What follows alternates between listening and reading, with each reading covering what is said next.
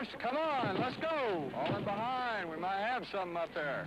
Just keep going up the top of the hill. Pull up behind 2-6 maybe. Come on, Sergeant Havard, you're overdue. Take a deep breath. Come on, keep moving. If y'all move out up there to get up on the top, go ahead. Let the 2nd platoon handle it if they can.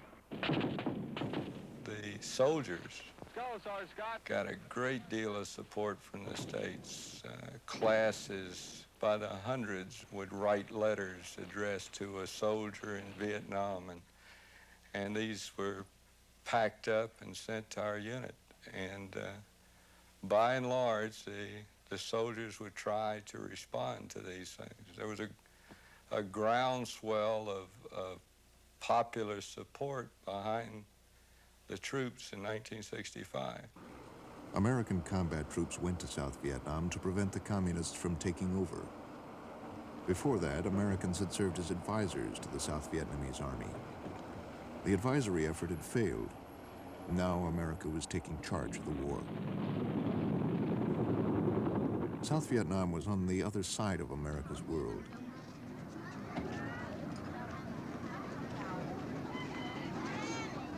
It was a strange, incomprehensible country for the American soldiers.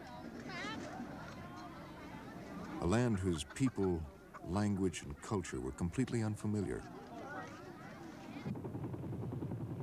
Over the next 2 years, the American force built up to nearly 500,000 troops. They were deployed in mountains, plains, and deltas. They fought highly trained North Vietnamese regulars and lightly armed South Vietnamese guerrillas. This is the story of a few of those men. I had been accepted in at several colleges, 4 colleges by my senior year. And then I just decided, no, I'm gonna join the Marines. And I had to spend a lot of time talking to my parents about it because at 17, of course, I would not have been allowed to sign an enlistment contract in my own right. They had to sign it too. And really what tipped the scales in the discussion was at one point after talking for a long time, I said, Mom, is this the way you raised me, to let other mothers' sons fight America's wars? And they were young people during World War II. They believed in their country, and that was it. They hadn't raised me that way. Before going to Vietnam, recruits were shown an official film produced to explain America's commitment. I do not find it easy to send the flower of our youth, our finest young men, into battle. I have seen them in 1,000 streets of 100 towns in every state in this union, working and laughing and building and filled with hope and life.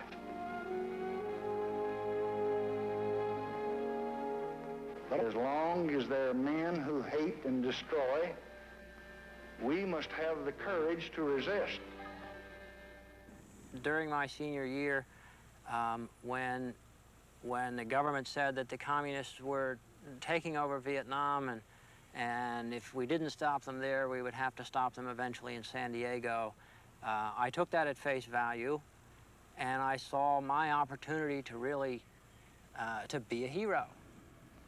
The people of South Vietnam have fought for many long years. Thousands of them have died. Thousands more have been crippled and scarred by war. And we just cannot now dishonor our word or abandon our commitment or leave those who believed us and who trusted us to the terror and repression and murder that would follow. This then, my fellow Americans, is why we're in Vietnam.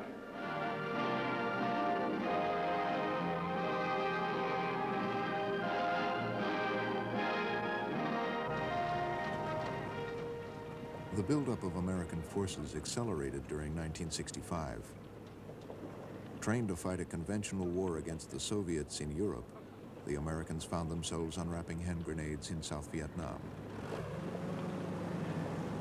By the end of the year, nearly 200,000 American troops had landed. One of the things that struck me first upon arriving in Vietnam, and still strikes me now, was that it was probably the most beautiful country I've ever seen. And the one aspect of it that strikes me most deeply and that stays with me and is the hardest to describe is the intensity of the colors, especially the greens. They virtually, I mean, they almost vibrated. They were that intense.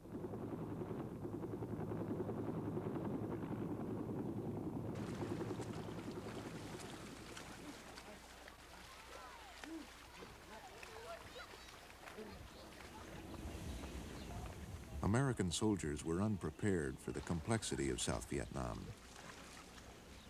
Some Vietnamese were loyal to communist North Vietnam and the Viet Cong guerrillas.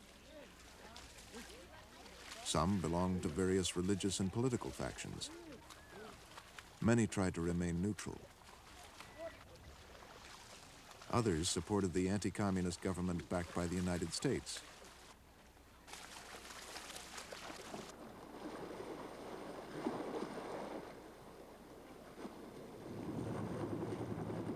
The Viet Cong and the North Vietnamese Army, the NVA, controlled large parts of South Vietnam. GIs call these areas Indian country. The villages were hidden because they were almost always surrounded by very thick hedges. From outside the village, you might not even see any evidence of a village. And then you'd walk through this hedge, and here was this whole society. We knew that the people who lived there probably lived normal lives that we might even understand if we were a part of it. But we weren't a part of it. All we saw were the people staring at us like we were from Mars. One of the first things that I began to wonder about, really wonder about, is the soldiers who were our allies, the Army of the Republic, we call them ARVN. They wouldn't fight, at least in our area, a heavily populated civilian area where the enemy was literally the old farmer by day, fighter by night kind of thing, with virtually no equipment except what they could capture from the Americans and the ARVN. Tremendously outnumbered. The Viet Cong were there day after day after day, picking away at us, you know, like, I don't know, like gophers at the feet of a buffalo or something. And it occurred to me, these are the same people. The ARVN and the VC are the same people, the same race, the same culture, and yet one side seems to be chicken and the other side seems to fight in the face of overwhelming disadvantages. And I started wondering why, you know, why is this? They were far more mobile than we were. It was their country. They knew where they were going. They didn't need guides to get them around. They didn't need interpreters. When we went to the field, we took 50, 60, 70 pounds of gear. Your average Viet Cong guerrilla might have been carrying 10 pounds worth of stuff. He'd carry a rifle and a few rounds of ammunition and a little plastic bag or a leaf filled with some rice. That's all that man needed. Or woman. There were a lot of female guerrillas. So they were quick. They could get around, and if they did not want to engage you, they simply melted away. They disappeared. You didn't see them.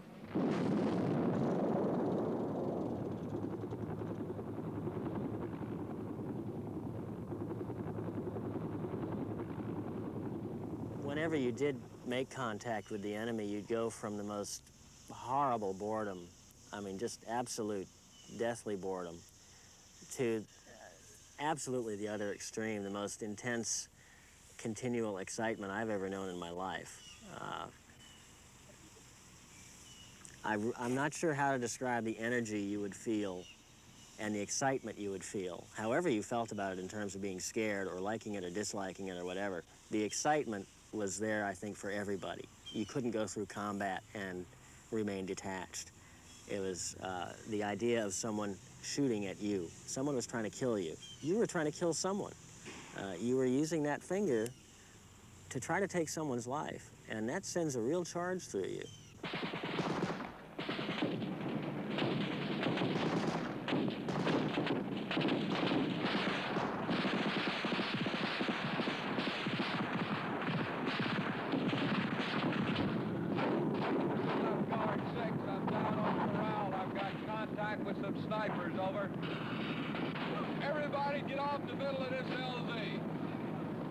Everybody, move out. Get out there.